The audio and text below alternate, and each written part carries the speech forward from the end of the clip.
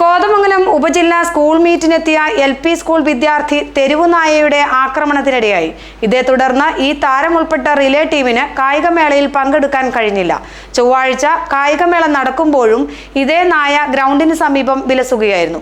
അധികാരികളുടെ ശ്രദ്ധയിൽപ്പെടുത്തിയിട്ടും നടപടിയുണ്ടാകാത്തതിലും കുട്ടികളുടെ സുരക്ഷ അവഗണിക്കുന്നതിലും രക്ഷിതാക്കൾക്ക് പ്രതിഷേധമുണ്ട്.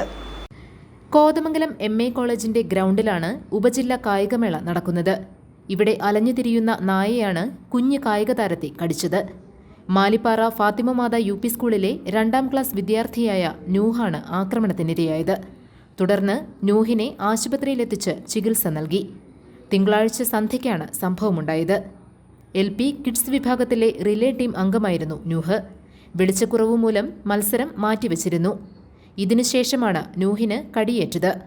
ഇരുട്ടായതിനാൽ നൂഹും ഒപ്പമുണ്ടായിരുന്നവരും നായയെ കണ്ടിരുന്നില്ല. നൂഹിന് പരിക്കേറ്റതുമൂലം ചൊവ്വാഴ്ച റിലേ മത്സരത്തിൽ സ്കൂളിന്റെ ടീമിന് പങ്കെടുക്കാനുമായില്ല.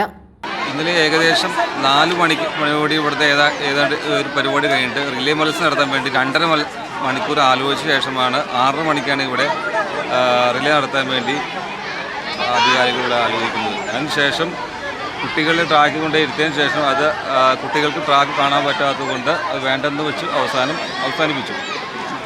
7 മണിയോടെ പിരിച്ചു വിട്ടു. 7 മണിയോട് പിരിച്ചു വിട്ടു.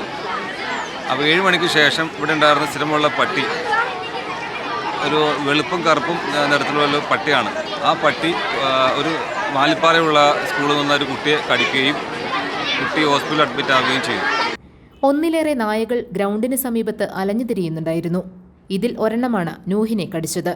ഈ സംഭവം ഉണ്ടായ ശേഷവും നായയെ സ്ഥലത്തു നിന്നും പിടിച്ചുമാറ്റുന്നതിനോ കുട്ടികളുടെ സുരക്ഷ ഉറപ്പാക്കുന്നതിനോ അധികൃതർ ഒരു നടപടിയും സ്വീകരിച്ചില്ല.